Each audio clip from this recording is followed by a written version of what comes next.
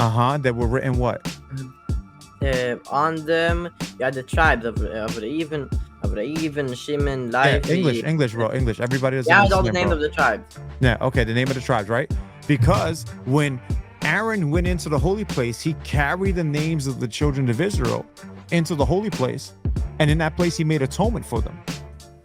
So here, I believe that this is a imagery of the Messiah, of the Mashiach, what he ultimately does. And you just make that up.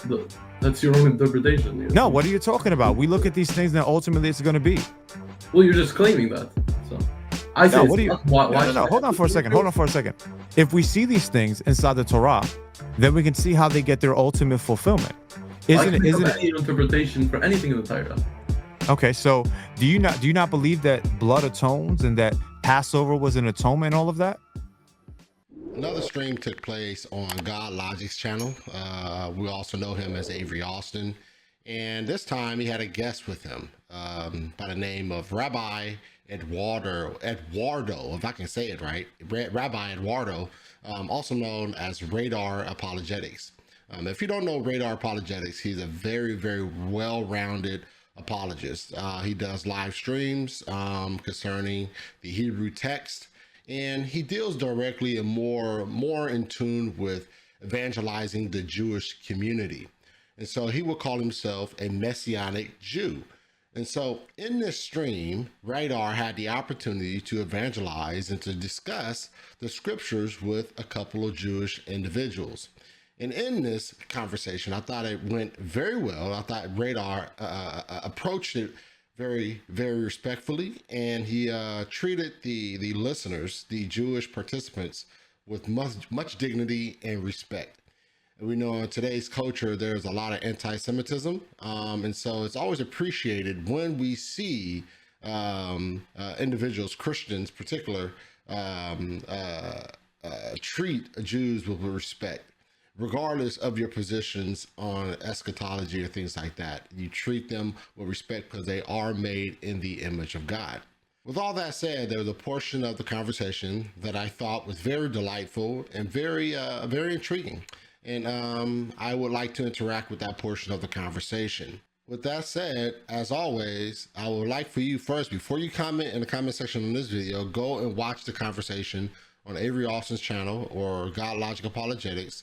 And then after you watch the debate, you come back to my channel, comment in the comment section, and let me know how you think the conversation went.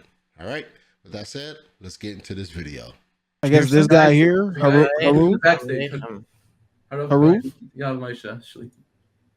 All right, so just a little bit of context here. As you can see, Avery Austin's way at the top. He doesn't have his camera on. And then you have God Logic 2.0. I think that's Avery's homeboy. I'm not totally familiar with him. But as you can see, the main emphasis of this portion of the video, Mr. Radar Apologetics, Rabbi Eduardo, if I can say that right, say that 10 times fast. And you see at the bottom, there are two Jewish individuals. And the conversation is going to be between Radar and the individual way at the bottom, Jewish individual way at the bottom with the C on his picture, on his image or whatever, on his profile there. And so they are going to be discussing, starting off in Daniel chapter 9, verse 25, which is an absolute powerful prophecy given by Gabriel to Daniel. And so we're going to start there. Then we're going to look and see how Radar approaches this conversation, because remember, these are Jews. They reject the New Testament, right? They want nothing to do with the New Testament. So it's good that Radar, he decides to start within the Old Testament and show his argumentation here in the Old Testament, arguing for Jesus Christ being the promised Messiah. Let's see how he does. Okay. So yeah, he brought somebody else up here. Go ahead and speak. He can be speaking. He's a very smart man. He's a Talmud Chochem. Yeah, I've been a Talmud Chochem.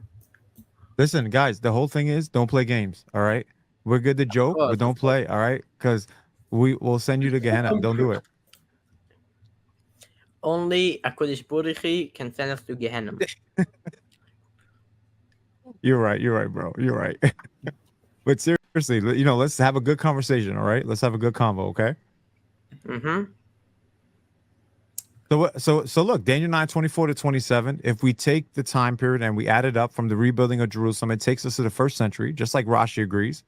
We have the last 40 years that the temple was standing, okay, and that the temple was standing, that the sacrifices were not accepted, because we're in the time of Mashiach. We're in the time of Messiah. We're in the messianic period right now because it started. Yes, no? Rebbe, are you here? Rabim, where we at? Wait, I'm trying to see if my Rebbe is here. Rebbe, Yeah? he asked you a question. Yeah, I came. Oh, Come on, guys. Okay, We're in the here. time of the Mashiach right now. You agree, disagree? Where are we at? Disagree. Mashiach came. We're not in Disagree. Mashiach. We're in the time of the Mashiach. No. no. Messiah is supposed to be Messiah is supposed to be a priest. No, Nine. the Mashiach is supposed to be from the sons of David. A priest can only be from the son of Aaron. You could take my screen off. Thanks, Life. So don't the sages teach that Reuben was supposed to receive the priesthood, the kahuna? How is that related? What's that? You got to talk a little slow, brother. What was that? How is that related? They also teach that Dinah, the daughter of Jacob, should have been a man originally, but she's a woman. No, hold on for a second. Don't go too deep in the other side of things. All right, hold on for. Just to let you guys know, the Hebrew that's being spoke here, I have a hard time understanding him as well. And so you guys sort of bear with it. I could hear some words and I sort of like, oh, okay, I think I understand what he's saying, but certainly he talks fast. So Radar just pointed that out. For a second. Who was the one that had the original priesthood, the original kahuna? Who had it? It's not who had it, who was supposed to have it. Who had it originally? The original intention was for Ruvain, but why was Ruvain not given it? Because he climbed into his father's bed. Of course, we know this. My point is that so it shifted. Levi. So Menachem, again, check we me can out. say the same thing with Dino. Dino was supposed to be a man. Menachem, hold on for a second. Menachem, chill. Check this out. Melchizedek had the priesthood, and then it was given to Abraham. Why? What? Melchizedek had the kahuna. He had the priesthood. It was given to Abraham. Why? I don't understand what you're saying. Because he blessed Abraham before he blessed Hashem. This is according to the sages. Okay? So the priesthood moves from Melchizedek to Abraham. Okay? It should have gone to Reuben, but instead it goes to Levi. Okay? And the first time we see the word Mashiach appear, the word Messiah appear, where is it? Tell us. It's in Leviticus. It's in Leviticus. Kohen HaMashiach, Messiah priest. Right? No, what does Mashiach mean? Mashiach means anointed. So wait, what were the priests? The priests were anointed. So but it doesn't necessarily... but check this out. Menachem, check me out. Wait, how can someone... Hold on for a second. Be from David, but he also be a Kohen? So isn't David... Doesn't it say that David's sons... Doesn't it say that David's sons were Kohanim, that David's sons were priests? Did you read that? So if you guys aren't following, what Radar is attempting to do, Radar is attempting to show the connection between Melchizedek, who is whose Jesus is in line as far as his priesthood is from the order of Melchizedek. And what he's doing, he's attempting to try to show the connection between the Messiah, the promised Messiah, who is a priest, and like the line of David, right? He's attempting to connect those dots. And what Radar is slowly doing, he's progressively going through the steps. That's why he started with Melchizedek and going to Abraham, because you remember Abraham encountered Melchizedek after Abraham was coming away from helping his son Lot fight off some rebels, if you will, some people who were trying to go against Lot. Abraham was coming back from that, and he ran into an individual by the name of Melchizedek, right? Melchizedek, you can also see in Melchizedek, remember Abraham gave Melchizedek a tenth of what he had, a tenth of that. I mean, that's a rather large offering to give an individual, right? And so that will point to Melchizedek having sort of almost like a Christophany aspect to himself.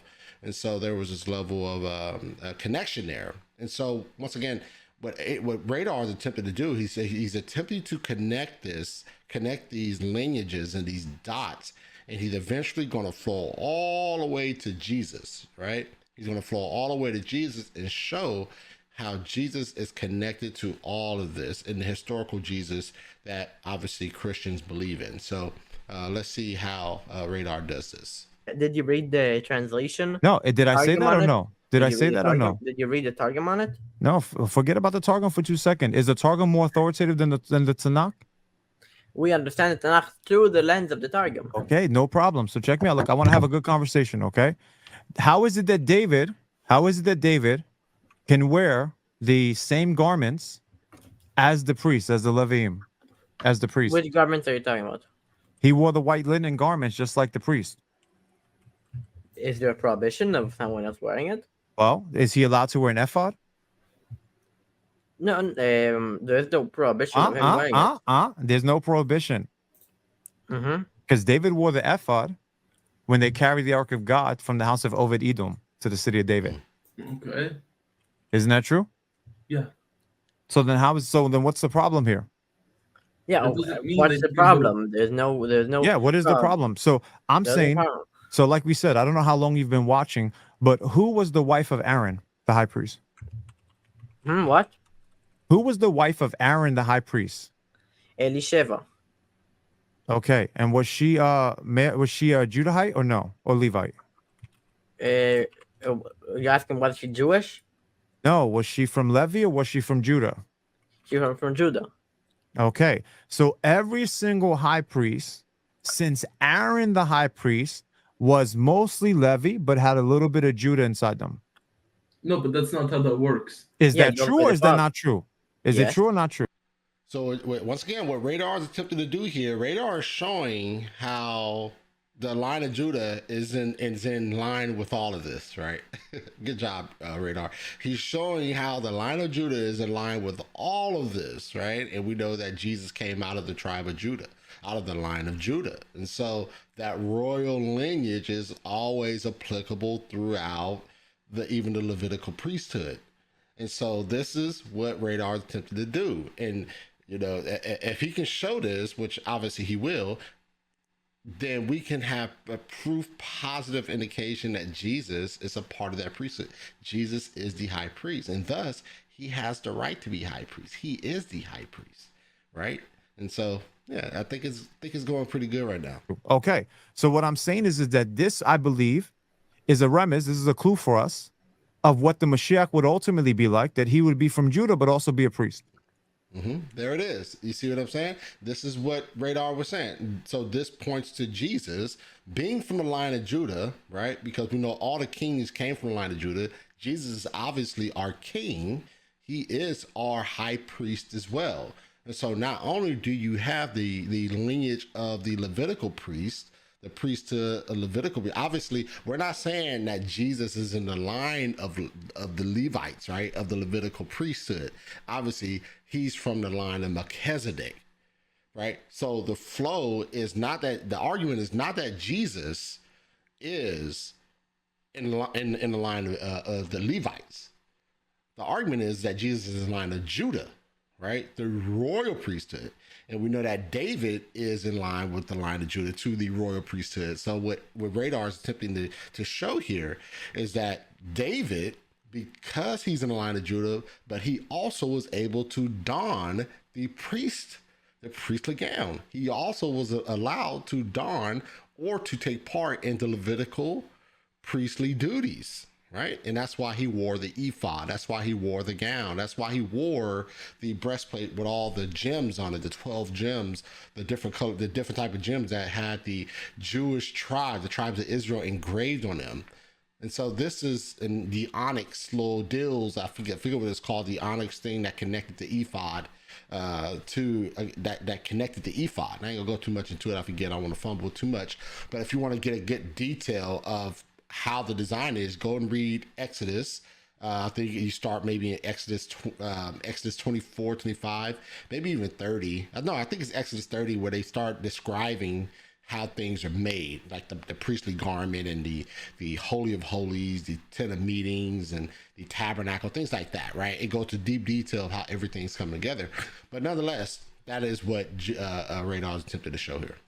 You just what?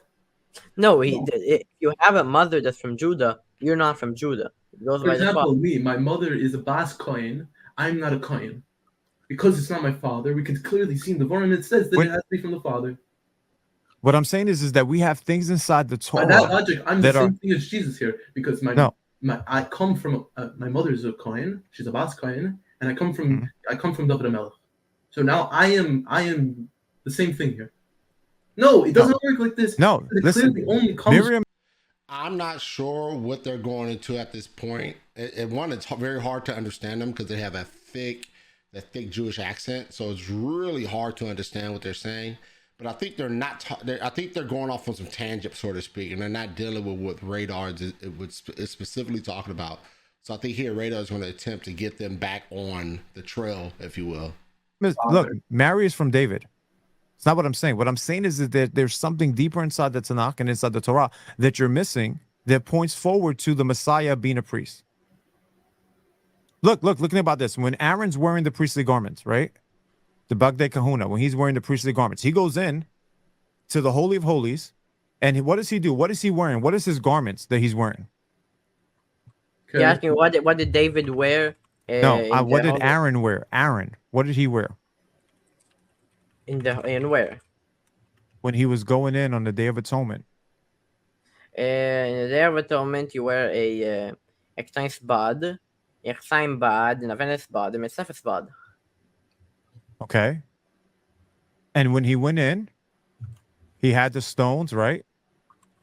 That were written. And what were they written on them? The stones when he went in? What was written on the stones when he went in? You mean on the breastplate, on the Choshen? On all of it. Because you remember, you have the top of it also that goes over, and his shoulder, he had the what? The stones. Yeah, the Choshen. That were written what? On them, you had the tribes of Reuven, Shimon, Levi. English, bro, English. Everybody doesn't Yeah, understand, all the names bro. of the tribes. Yeah, okay, the name of the tribes, right? Because when Aaron went into the holy place, he carried the names of the children of Israel into the holy place, and in that place he made atonement for them. So here, I believe that this is a imagery of the Messiah, of the Mashiach, what he ultimately does in his you just priestly made service. that up. That's your own interpretation. Yeah. No, what are you talking about? We look at these things that ultimately it's going to be. Well, you're just claiming that. So I say, No, what do you? why No. Hold on for a second. I think this was absolutely great, and obviously the Jewish guys are going to reject that and try to argue against that. But this is a fantastic foreshadowing or reference or inference here of what is being showed here. Aaron has the tribes of Israel. He's going in on the Day of Atonement and atoning for the tribes of Israel. Now you have to think about this in a greater scheme, right? Obviously, there will be Jews who are saved, but there is this grafting in, if you will, of the Gentiles into salvation. This is where we begin to trickle into the understanding of how Jesus Christ fulfills this as the high priest, as the one who atones, who steps in and atones for us, right? On the day on the cross, right? And so his atoning death saves Israel, spiritual Israel, right? All those who are from all tongues, different nations who are saved, right? And so this is a beautiful understanding, beautiful illustration, a beautiful foreshadowing in the Old Testament, how it's connected to the New Testament of how Jesus Christ atoned for Israel, right? Aaron going in with all the names of the tribes on the ephod and things like that, and he's atoning for Israel. But there's a greater picture here, right? There's a greater picture here of Jesus Christ atoning for the world, people from all different tongues and nations being atoned for. And so it is a beautiful understanding here of the atoning death of Jesus Christ and how he atoned for the sins of the world here. Hold on for a second. If we see these things inside the Torah, then we can see how they get their ultimate fulfillment. Isn't it? Any interpretation for anything in the Torah? Okay, so do you not believe that blood atones and that Passover was an atonement and all of that? I don't believe in the human sacrifice. No. You don't. No, nobody's talking. I don't Listen, believe in human first off, the New sacrifice. Testament doesn't have human sacrifice. What I'm It saying does. is It has a that man no, it committing doesn't. No, it suicide doesn't. for Listen, human sacrifice. listen, Schneerson, listen to me for a second. All right. Human sacrifice is somebody taking someone and laying them down, right?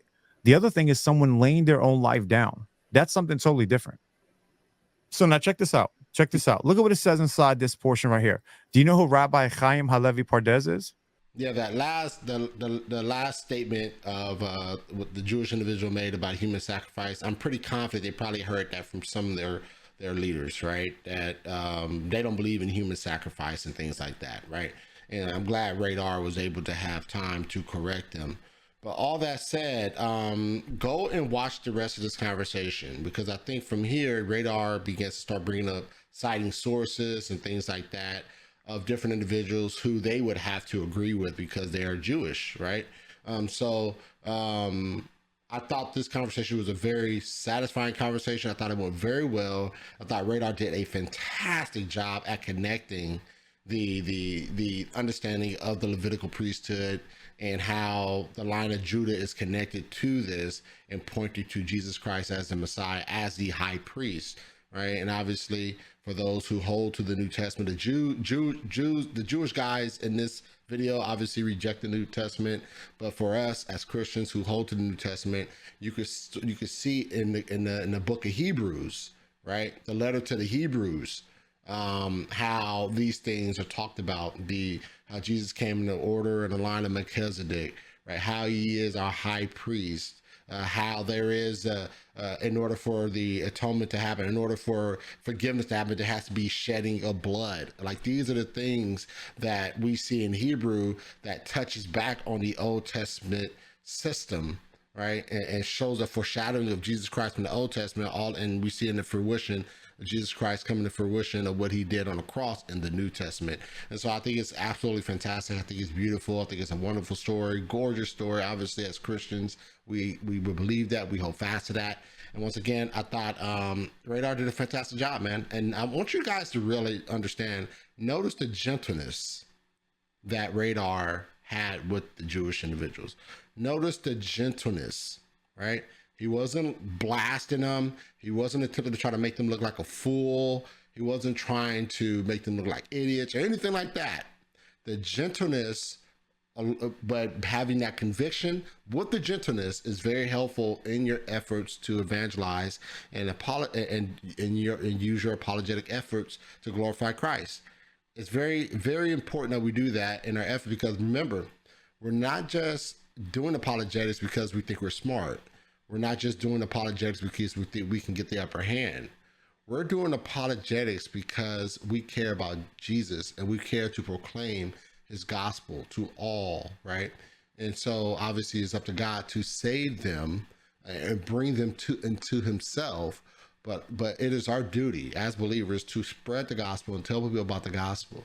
And you cannot spread the gospel if you're not gentle, if you don't have the gentleness there, the love for that individual you're speaking to. I think the gentleness must be there. And what it does, it encourages conversation, to continue the conversation and build relationship so that the gospel can be preached. All right. And so with all that said, I thank you for watching this video. And if you found this video to be a blessing to you, make sure you subscribe to The Gospel Truth and hit that notification bell so you don't miss on any shows that are coming up here in the future. With that said, take care. God bless.